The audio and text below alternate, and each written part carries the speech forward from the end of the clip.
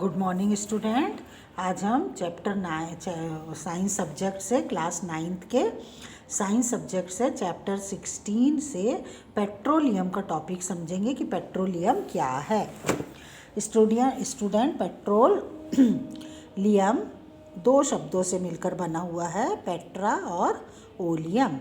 तेल से मिलकर बना हुआ है। पेट्रा यानी चट्टान, ओलियम मीनिंग तेल, अर्थात चट्टान का तेल। पेट्रोलियम मतलब होता है स्टूडेंट चट्टान का तेल।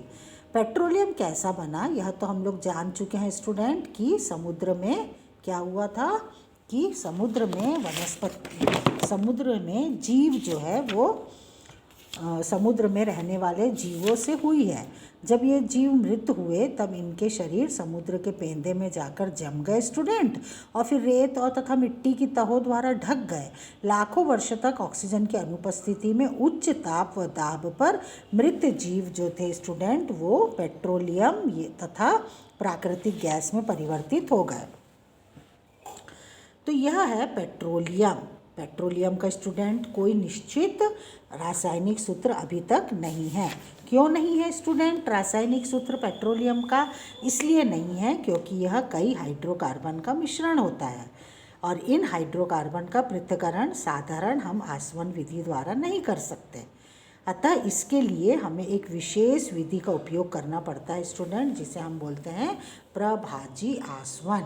इस प्रभाजी आसवन में स्टूडेंट हम petroleum gas, petrol, naphtha, kerosene gas, तेल, स्नेहक तेल, ईंधन तेल और अवशेष को, क्योंकि इनके क्वथनांक बहुत कम होते हैं स्टूडेंट, इसलिए इन्हें हम प्रभाजक स्तंभ में, प्रभाजक स्तंभ क्या होता है स्टूडेंट?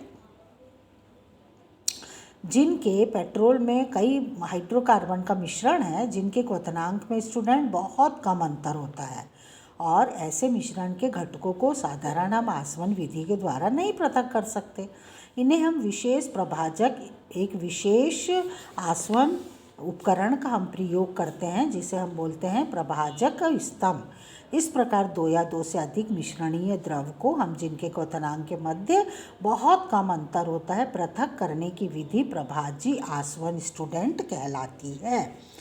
अलग अलग टेम्परेचर पर हम इसे कच्चा तेल को हम इसमें डालते हैं, और उसके बाद में इस भट्टी में हम इसे गर्म करते हैं कच्चे तेल को, और निचले भाग में वाष्प पहुंचाए देते हैं। वाष्पों का यह मिश्रण स्तंभ के ऊपर उठता है और द्रव रूप में फिर नीचे आता है, और इसी क्रिया को हम दोहराते जाते हैं, और संघनित द्रव फिर से पुनः वाष्प में बदल जाता है। इस प्रकार से यौगिक स्तंभ के आश्रित हो जाते हैं, और इन्हें हम अलग करके एकत्र कर लेते हैं, और इस प्रकार से हमें ये प्राप्त होता है petroleum gas, petrol, naphtha, kerosene वगैरह।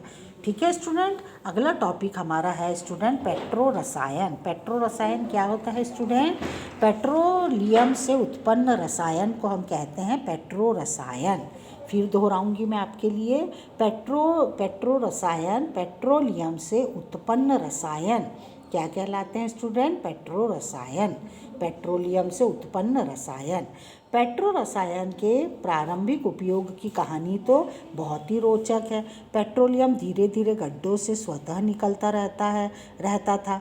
इसके कारण वाष्पशील होते थे उपस्थित पदार्थ, उसमें जो थे वो वाष्प बनते थे, और इसके बाद में एक चिपचिपा पदार्थ उसमें शेष बच जाता था।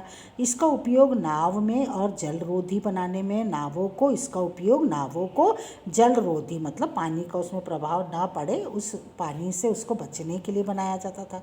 लोगों ने इसका उपयोग मकान बनाने में, ईंटा जोड़ने में भी करे स्टूडेंट। पेट्रोलियम से मिट्टी का तेल पृथक किया गया तथा इनका उपयोग ईंधन के रूप में किया गया।